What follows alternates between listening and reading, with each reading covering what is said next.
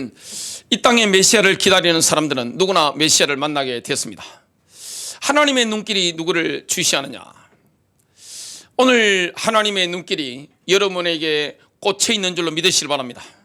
하나님의 눈길이 주시되는 사람, 그 사람에게 오늘 뭐가 임하느냐? 임마누엘의 역사가 일어납니다. 성탄의 복이 임하는 겁니다. 그러면 정말 우리 안에 하나님의 영이 역사하기 때문에 내 인생에 고민했던 문제, 갈등했던 문제, 영혼 연구의 문제가 해결되는 것을 경험하게 됩니다.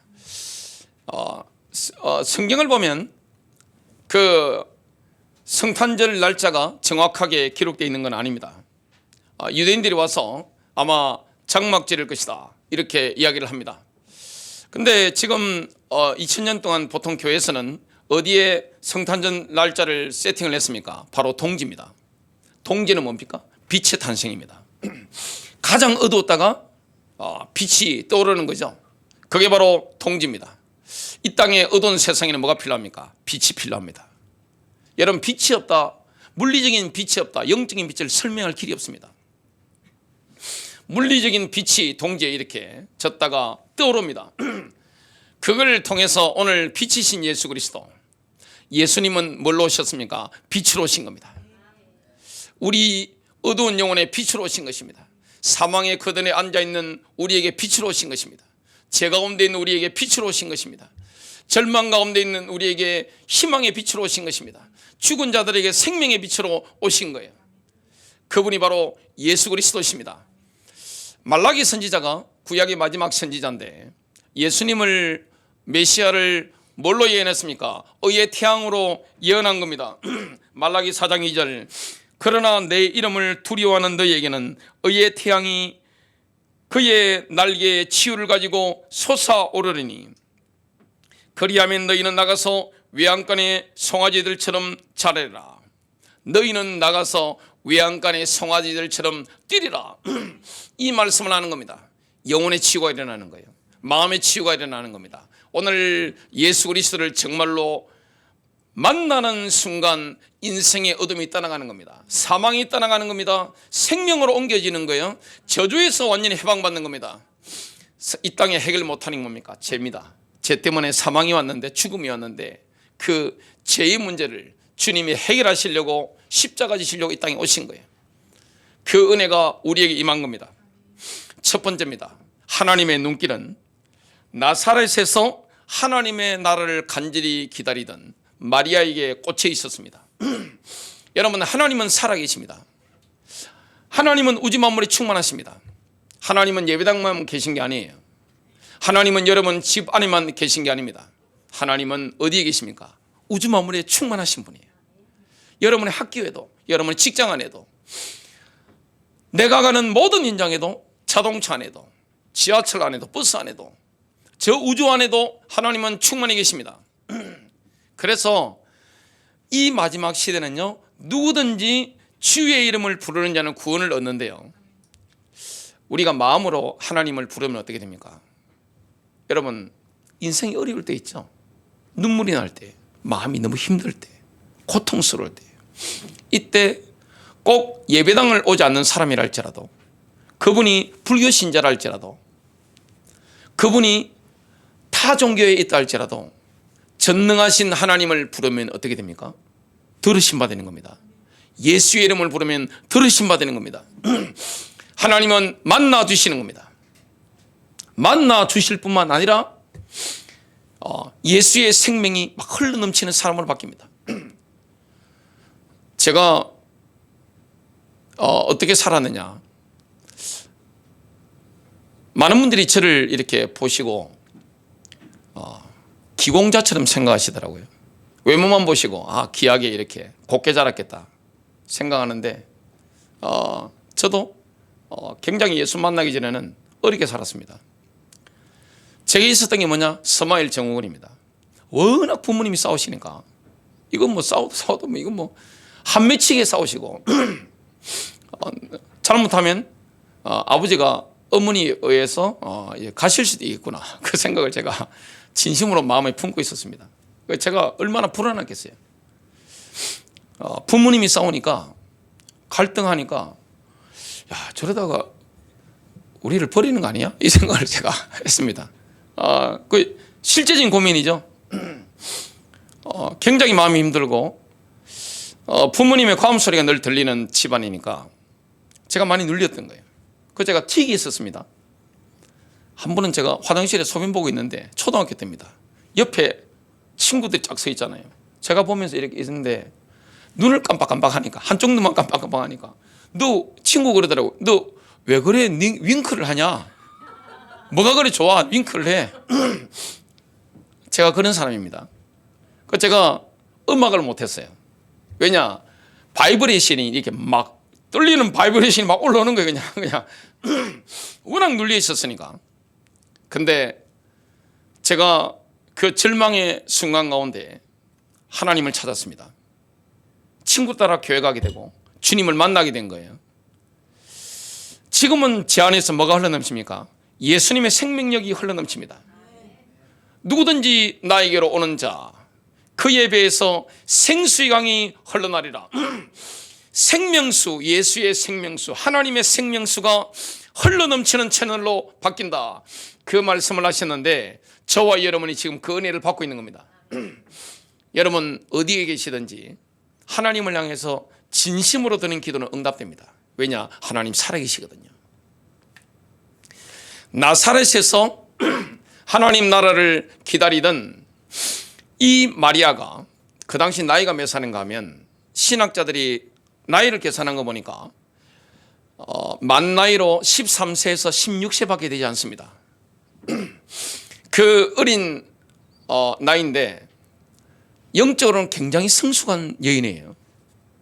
지금 여러분 누가복음에 나오는 예수님의 육신적인 어머니 마리아의 그 인격적인 성숙도, 정신적인 강력함, 영적인 성숙함은 지금 현대 시대로 본다면 몇 살쯤 되겠습니까? 제가 봤을 때는 한 3, 40 넘을 것 같아요. 영적인 퀄리티가 굉장히 높은 여인인데 이 여인이 뭘 기다리고 있습니까? 메시아를 기다리고 있는 거예요. 가문대대로 내려오는 이 하나님의 약속을 붙잡은 거예요. 창세기 3장 15절의 주인공 예수 그리스도를 기다린 겁니다. 여인의 후손이 와서 뱀의 머리를 상하게 할 것이다. 그 언약을 붙잡고 있었던 겁니다. 그리고 하나님께서 다윗과 맺으셨던 다윗의 언약을 붙잡게 된 겁니다. 주가 너를 위해 집을 세우리라. 다윗은 어떤 사람입니까? 내전에서 승리하고 평안한 가운데 있었습니다. 근데 마음에 찔리는 게 있는 거예요. 나의 집은, 왕궁은 백항목으로 최고급 목재로 지어졌는데 여호와의 언약궤는 저 장막에 있다. 가슴이 찔리는 거예요. 그래서 내가 주를 위해서 집을 지어야 됐다고 하니까 나단 선지도 보니까 좋거든요. 참 왕이 좋은 마음을 가졌습니다. 그렇게 했는데 그날 밤에 나단 선지자에게 다윗에게 줄 레마 메시지가 전달된 거예요. 아니야, 너가 짓지 마. 너 아들이 지을 거야. 너는 손에 피를 너무 많이 흘려서. 그러면서 뭐라고 말씀하느냐, 영원히 지속될 다윗 왕자를 세우겠다. 여러분 정치 권력이 10년 넘어가기가 힘듭니다. 어느 나라든 정치 권력은 10년 20년 넘어가기 힘든데 하나님께서 다윗의 왕자를, 다윗의 권력을 영원히 지속되게 하겠다. 메시아가 다윗의 후손으로 올 것이다. 그래서 그 메시아가 오시면 메시아 왕국을 세울 것이다. 이 약속을 하신 거예요. 마리아는 10대 중반의 여인이었지만 이 하나님의 약속을 붙잡게 된 겁니다. 여러분 진짜 하나님께 기도하면요, 하나님 살아계셔서 응답하십니다. 아멘. 여러분이 어디에 계시든지 우리의 눈물을 보시는 분이에요. 나의 탄식 소리를 들으시는 분이에요. 기도의 원리는 무엇과 같으냐? 옛날 조선시대 보면 어머니들이 정한수 떠놓고 비는 거 있죠. 원리는 같은 겁니다. 간절히 우리가 주님을 향하면 주님은 들으시는 겁니다. 마리아가 그 다윗의 언약을 붙잡고 오실 메시아를 기다리고 있었던 겁니다. 이 마리아가 또 붙잡았던 게 뭡니까? 이사야의 예언입니다. 이사야서 7장 14절입니다. 그러므로 주께서 친히 징조를 너희에게 주실 것이라. 보라, 처녀가 잉태하여 아들을 낳을 것이요 그의 이름을 임마누엘이라 하리라. 이 약속을 붙잡고 있었기 때문에 대천사 가브리엘이 생뚱맞게 나타난 게 아닙니다. 기다리고 있던 여인에게 나타난 거예요.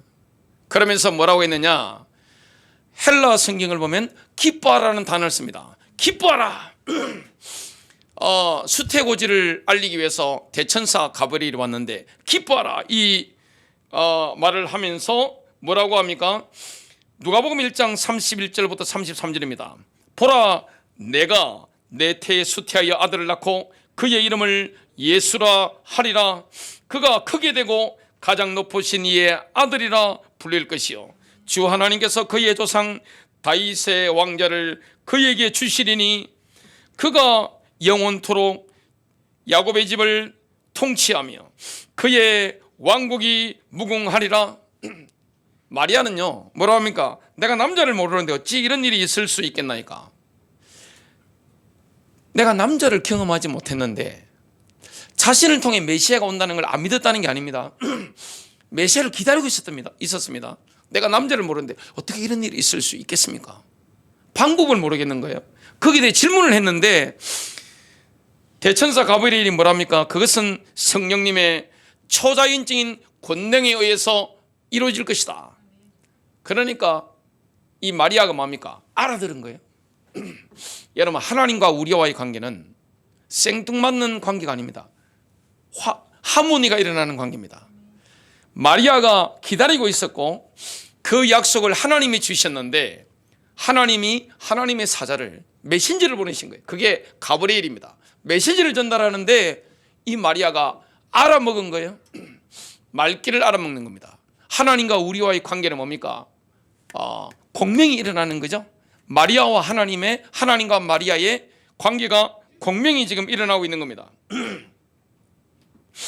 하나님께는 불가능한 일이 전혀 없느니라. 이걸 메시지를 하는 겁니다. 여러분, 이렇게 메시지를 했는데 중요한 것은 뭡니까? 하나님과 마리아의 관계는 쌍방관계입니다. 일방적인 관계가 아니에요.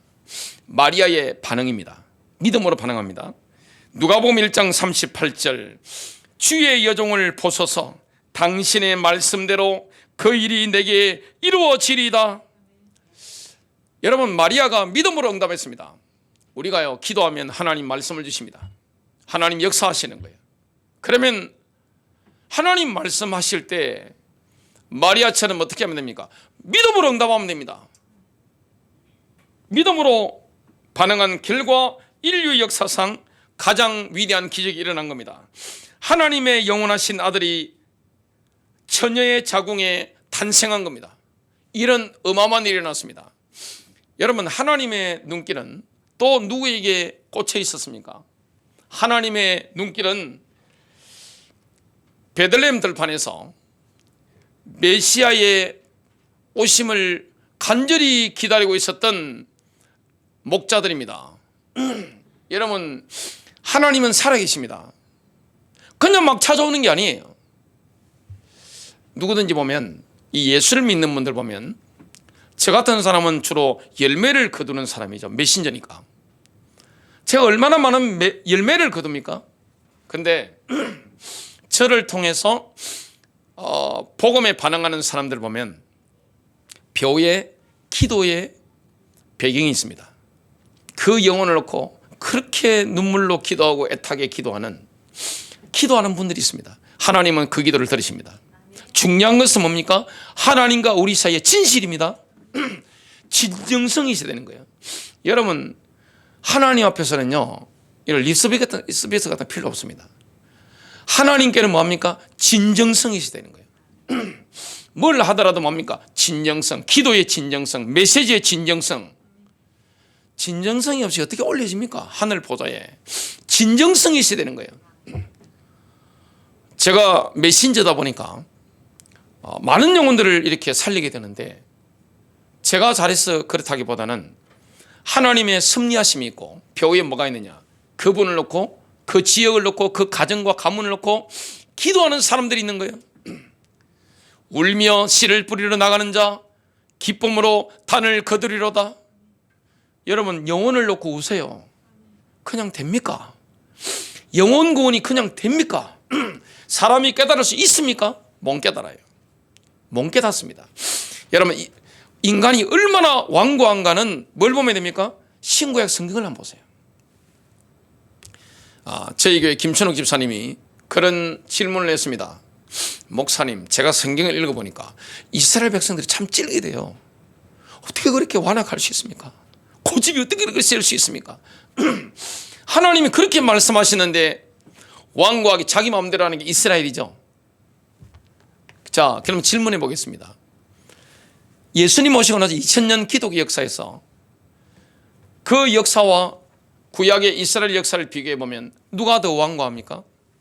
누가 더 하나님을 배신했습니까? 누가 더 진리를 벗어났습니까? 이스라엘이 아닙니다. 자꾸 교회에서 유대인들 욕하는데 2000년 기독교 역사를 보면요, 교회가 훨씬 더 타락했습니다. 얼마나 교회가 이 하나님 말씀에서 벗어났는지 몰라요. 자, 그 하나님이 찾아오시는데 배후에 뭐가 있습니까? 기도하는 사람이 있습니다. 그리고 그러다 보니까 또 저 같은 메신저를 만날 때 보면 본인이 하나님께 기도한 거예요. 예수님께서 나다나엘을 부르실 때 보라, 이스라엘 사람이라 그 안에 간사함이 없도다. 주여, 어떻게 저를 아십니까? 내가 무화과 나무 아래 있을 때 내가 보았다. 그러니까 나다나엘이 깜짝 놀라는 겁니다. 정말 주님은 그리스도시요 살아계신 하나님의 아들이십니다. 이걸 확실히 한 거예요. 무화과 나무 안에서 뭘 기다리겠습니까? 나다나엘이 메시아를 기다린 겁니다. 그 예수께서 오신 거예요. 여러분, 우리가요 인생이 힘들 때가 있습니다. 그때는 예수를 만날 때입니다. 대한민국은요 고3이라는 게 있습니다. 고3이 얼마나 힘듭니까? 제가 어떤 고3 교회 집회 가서 부흥회 가서 뒤에 앉았는데 보니까 그 예쁜 고3이 교복 입고요 머리숱이 한 주먹 다 빠져서 이게 허여예요. 그냥 휑한 거예요. 그냥 머리카락이 다 빠져버린 거예요. 뭉텅이로 그냥 싹 빠져버린 거예요. 고3이 얼마나 힘듭니까? 여러분, 대학생들이 얼마나 힘들어요? 청년들이 얼마나 힘든 게 많습니까? 결혼한 아기 낳은 엄마들이 얼마나 힘듭니까? 40, 50, 60을 넘어가는 많은 분들이 얼마나 힘듭니까? 인생이 69에서 70 넘어갈 때 얼마나 힘들어요? 79에서 80 넘어갈 때 얼마나 힘들어요? 이때 마음이 힘들 때 누구를 부릅니까? 인간은 본능적으로 하나님을 찾게 됩니다. 우리를 찾게 되는 거예요. 찾으면 저 같은 사람 만나는 거예요. 아니면 성경을 읽게 되는 겁니다. 그때 주님이 찾아오시는 거예요. 우리 하나님의 눈길은 누구에게 꽂혀 있느냐? 베들레헴 들판에 있었던 양떼를 치던 목자들에게 꽂혀 있었던 거예요. 아무나 찾아가는 게 아니에요. 주님이 그 사람들 찾아가신 거예요. 왜 그랬겠습니까? 여러분, 그 당시에 메시아에 대해서, 오심에 대해서 성경을 완전히 통째로 외워서 머릿속에 집어넣고 있는 분들이 있었습니다. 대제사장, 서기관, 바리새인들입니다. 한 명도 안 찾아간 거예요. 머리로 아는 그거는 교회를 다닌다고 해서 예수를 만나는 게 아니에요.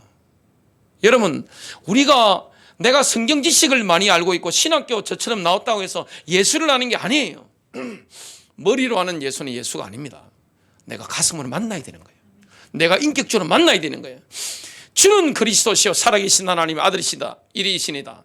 그 예수를 내가 인격적으로 만나야 되는 겁니다. 삶의 혁명적인 만남이 있어야 되는 거예요. 그날이 성탄절이 되는 거예요. 그 은혜를 우리가 받아야 되는 겁니다. 그러면 목자들은 누굽니까? 역사가 있습니다. 모세가 출애굽할 때 결정적인 도움을 줬던 모세의 장인이 있습니다. 이드로, 러웰이라고 하죠. 호밥이라고 합니다. 이 가문이 옛날에는 가문 중심으로 움직였으니까 출애굽에 동참합니다. 그리고 가나안에 들어가서 함께 인도받는데 이방인이잖아요. 근데 이 가문이 이방인인데 가장 영광스러운 성막을 섬기는 이쪽에 들어갑니다. 여러분, 성막을 섬긴다. 나중에 솔로몬 이후에 성전에서 일한다. 이거는 굉장한 권력을 가진 겁니다. 하나님의 집이잖아요, 성막이. 우리나라에도 제일 센 사람이 누굽니까? 대통령이 옆에 분도 있는 사람 아닙니까? 미국 대통령 바뀌니까 전세가 줄 서고 아직 대통령도 안 됐는데 플로리다 마라라오에 막 찾아가잖아요, 살려달라고. 하나님의 임재에 가까이 있는 사람들, 이방인인데 이런 영광을 누린 사람들이 누굽니까? 바로 베들레헴 들판에 있었던 목자들의 선조들입니다. 호밥의 아들 요나답이 있는데 정착한 곳이 어디냐? 베들레헴 근처의 에버라다입니다. 나사렛 지역이죠. 이들이 그 당시에 뭘 할 수 있었는가 하면, 그 당시에는 에버라다, 나사렛 여기가 포도의 주산지입니다. 포도 농사 지으면요 돈 많이 됩니다. 근데 그걸 내려놓은 거예요. 정착 생활하는 게 얼마나 좋습니까? 그걸 내려놓고 마느냐, 움직이는 장막 생활을 하면서 오직 여호와만 섬긴 겁니다. 이 베들레헴 들판에 있었던 레갑 족속들, 이들의 이 삶의 여정을 본다면 이들은 뭐 했습니까? 정말 하나님을 제대로 섬긴 사람들입니다. 어떻게 제대로 섬겼느냐? 이스라엘이 바알을 숭배할 때, 특히 북이스라엘에서 아합 왕의 부인 이세벨이 바알을 숭배할 때 막 두려워가지고 막 이스라엘 영적 흐름을 완전히 뒤집어 버렸을 때, 그걸 딱 정면으로 거부하고 여호와 하나님을 제대로 섬겼던 사람들이 누굽니까? 바로 레갑 족속입니다. 장막 생활을 했습니다. 우상 숭배에 굴하지 않은 겁니다. 아합의 가문을 뒤집는 역성혁명을 예후가 일으킬 때 결정적인 도움을 준 사람들이 바로 이들입니다. 그런데 예후가 나중에 배신하죠. 하나님을 좀 멀리 하게 됩니다. 역사에 사라졌다가 나중에 등장하게 되는 겁니다. 그 예루살렘 멸망 직전에 어떤 일이 일어났는가 하면 이런 일이 일어났습니다. 하나님께서 예레미야 선지자에게 레갑 족속을 불러 모아라, 포도주를 마시게 해라, 이렇게 말씀하셨습니다. 레갑 족속은 조상의 명령을 지키겠다고 했습니다. 그래서 포도주 마시는 걸 거절한 겁니다. 하나님이 어떻게 하셨을까요? 야, 최고다. 따봉이야, 따봉. 야, 너희들 정말 내 마음을 흡족하겠구나. 그러면서 예레미야 35장 19절에 이렇게 말씀합니다. 만군의 여호와 이스라엘의 하나님께서 이와 같이 말씀하시니라. 레갑의 아들 요나답에게서 내 앞에 설 사람이 영원히 끊어지지 아니하리라 하시니라. 레갑 족속은요 약속을 지키는 사람입니다. 신실한 사람들이에요. 근데 그 당시 유다 족속은 뭡니까? 약속을 깨버린 겁니다. 언약을 깨뜨려 버린 거예요. 하나님과의 관계를 파탄낸 겁니다. 이들이 산 거 보면요, 인류 인생을 살아간 게 아닙니다. 세상적으로 본다면 3류 인생 산 거예요.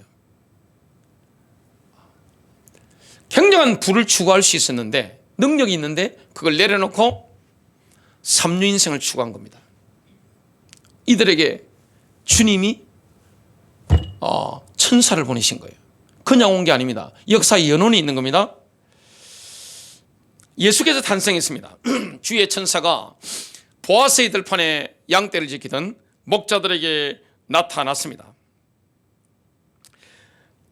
여호와의 영광 세키나가 목자들에게 확 비쳤습니다. 그거는 인공적인 빛이 아닙니다. 영광의 빛인 거예요.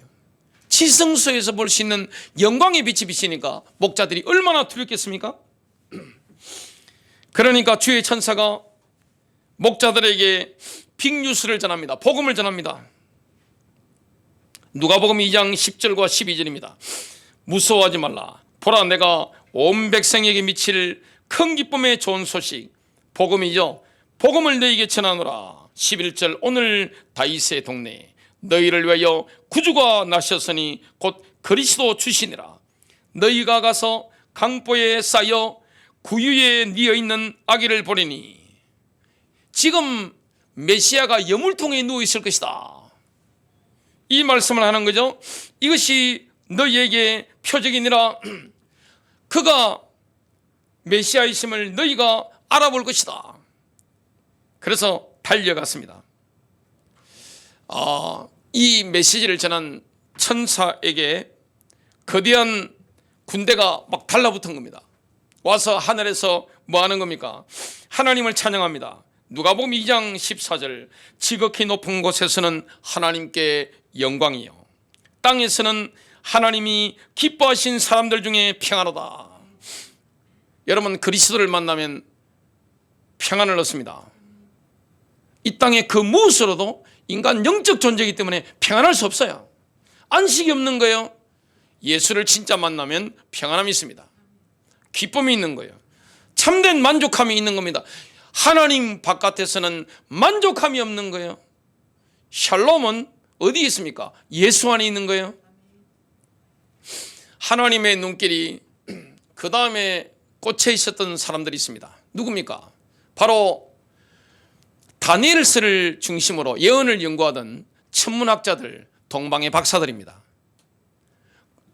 하나님께서 동방의 박사들, 다니엘서를 연구하면서 하늘의 별자를 연구하던 천문학자들이 알아볼 수 있도록 우주에서 메시아 탄생의 우주쇼를 펼친 겁니다. 근데 우리가 보면 성탄절 카드 같은 데 보면 메리 크리스마스 하는데 별이 나오죠. 그 별 아닙니다. 일반인이 알아볼 수 있는 별이 아니에요. 천문학자들만 알아볼 수 있는 그런 별입니다. 여러분, 예수님은요, 우리가 부르기만 하면요, 누구나 찾아가는 거예요. 누구나 만나주시는 거예요. 절망의 순간이 있다 할지라도, 내가 울고 있다 할지라도 진짜 마음의 소원을 올려드리면 주님이 찾아오시고 말씀하시고 만나주시는 거예요. 그 은혜를 여러분 누리시길 바랍니다. 여러분, 이 천문학자들이 볼 수 있도록 하나님이 우주쇼를 펼치는데 주님이 창세기 1장 14절에 이렇게 말씀합니다. 하나님이 이르시되 하늘의 궁창에 광명체들이 있어 낮과 밤을 나뉘게 하고 그것들로 징조와 계절과 낮과 해를 이루게 하라. 시편 19편 1절입니다. 하늘이 하나님의 영광을 선포하고 궁창이 그의 손으로 하신 일을 나타낸도다. 다니엘서를 중심으로 예언을 연구하던 이 동방박사들은 예언 전문가입니다. 그리고 천문학자들이에요. 일반인이 아닙니다. 이들은 누구냐 하면 바벨론에서 이제 해방되어 돌아갈 때 유다로 이스라엘로 돌아가지 않고 남았던 사람이 있습니다. 하나님이 그 남았던 바벨로니아에 남아있던 사람들을 버린 게 아닙니다. 그 하나님의 약속을 붙잡고 있었던 다니엘서를 연구하던 그 사람들이 있는 겁니다. 그들의 후손이 누굽니까? 동방의 박사들입니다. 예언을 연구하던 사람이에요. 메시아가 오셔야만이 인생 문제가 해결되고 사망 문제가 해결되잖아요. 여러분, 이 땅에 제일 해결 못하는 게 뭡니까? 죽음의 문제죠. 죽습니다. 자, 저희 아버지께서 옛날에 가셨어요. 그 다음에 누구 차례죠? 저 차례죠. 아마 저희 어머니께서 저보다 먼저 가시리라 저는 예측을 합니다만은 가능하면 제가 어머니보다는 늦게 가야죠. 제가 먼저 가면 어머니 그냥 바로 그날로 가실 것 같은데 우리가 가시는 분들 많이 만나잖아요. 그 다음에 누가 갑니까? 우리가 가야 됩니다. 그 다음 순서 우리예요. 다른 사람 아니에요.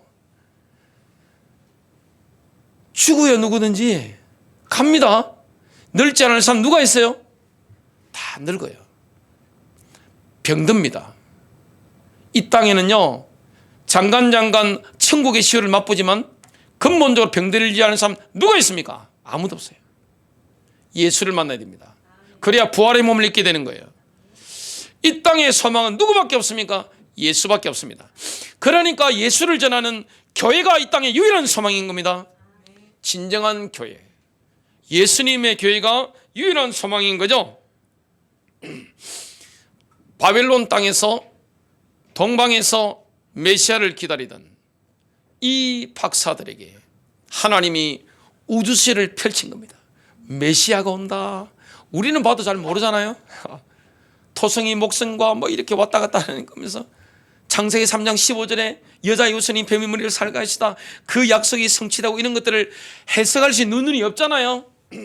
근데 이 박사들은 천문학자일 뿐만 아니라 예언 연구하기 때문에 거기에 대해서 진짜 그야말로 박사입니다. 보고 바로 안 거죠. 그래서 3개월이나 6개월 정도 걸쳐서 경비하러 온 거죠. 가다가 갑자기 뭐가 별이 잘 안 보이니까 어디로 갔겠습니까? 예루살렘으로 간 겁니다. 예루살렘으로. 누가 있습니까? 그 당시에 헤롯 대왕이 있습니다. 헤롯은 대왕입니다. 사람의 크기로 본다면 제가 요세푸스 전쟁사를 읽어봤는데 우리나라 역대 뭐 세종대왕 이런 분들보다 훨씬 인물이 큰 분이에요. 큰 사람이에요. 착하기는 우리 세종대왕님이 훨씬 착하시죠. 예민하는 거 보면 훨씬 뛰어나신데 사람의 역량을 본다면 와, 진짜 입이 쫙 벌어질 정도입니다. 과연 헤롯은 대왕이다 생각이 저절로 막 우러나옵니다. 근데 그 앞에 가서 뭐랍니까? 권력을 위해서는 부인이든 자식들든 간에 가차없이 다 죽여버리는데 이런 헤롯 앞에 가가지고 유대인이 왕이 나셨습니다. 우리가 왕의 별을 보고 왔습니다 하니까 헤롯은 보통 사람이 아니에요. 아 그래? 표정 관리에 들어간 겁니다. 포크페이스도 한 겁니다. 근데 옆에 있던 목숨이 왔다 갔다 하는 신하들은 보고 아는 거죠. 와, 이제 잠담 죽겠네 생각을 한 겁니다. 다들 덜덜 막 떠는 거죠. 권력자에게 라이벌이 나타났다. 바로 그냥 이겁니다. 그냥. 근데 옆에 있던 대제사장과 서기관들에게, 성경 박사들에게 물어봅니다. 유대인이 왕이 어디서 나겠느냐 하니까 바로 반사적으로 말합니다. 베들레헴입니다. 유대 땅 베들레헴입니다. 그냥 망설임도 없습니다. 근데 왕궁에서 메시아를 경배하러 간 사람 한 명도 없습니다. 동방의 박사들만 경배하러 갑니다. 거기에 경배하러 간다. 헤롯에게서 바로 목 날아가죠. 왕은 자기인데. 안 그래요? 가보니까 과연 천사가 말을 해준 것처럼 여물통에 강보에 쌓여 있는 메시아를 보게 된 거죠. 정말 사망에 거느진 땅에 거하던 자들에게 빛이 비치는 현장을 동방의 박사들이 보게 된 겁니다. 이사야서 9장 2절입니다. 흑암에 행하던 백성이 큰 빛을 보고 사망에 거느진 땅에 거주하던 자에게 빛이 비치도다. 여러분, 예수를 만나면 사망이 없습니다. 죄에서 해방받는 거예요. 진리 가운데 자유한 거예요. 이 땅에서 평강을 누리게 되는 겁니다. 참된 안식을 누리게 되는 겁니다. 결론 맺습니다. 기독교는 초대교회 교회 이후로 2000년 동안 마라나타를 고백했습니다. 주여 오시옵소서. 이미 오셨고 또 오실 예수를 우리가 바라보는 거죠. 마라나타. 자, 예수님의 초림 때 경배하는 사람이 얼마나 되겠습니까? 소수입니다. 교회 다니는 사람 다 경배합니까? 오늘 예배당에 앉았다고 다 경배하는 겁니까? 아니에요. 역사를 보고 성경을 한번 보시기 바랍니다. 예수께서 재림하실 때 누구를 주시하겠습니까? 그 오실 메시아를 기다리는 사람. 초림 때는 어땠습니까? 메시아가 오실 것을 기다리는 사람. 유대인들이나 유대인이 아닌 이방인들이나 상관없습니다. 마음에 예수를 만나고자 하는 자에게는 하나님이 모든 민족에게 지금 찾아가시는 거예요. 만나주시는 거예요. 그래, 우리가 지금 누구를 기다려야 되는 겁니까? 오실 메시아 마라나타입니다. 승리하시기를 주님의 이름으로 축복합니다.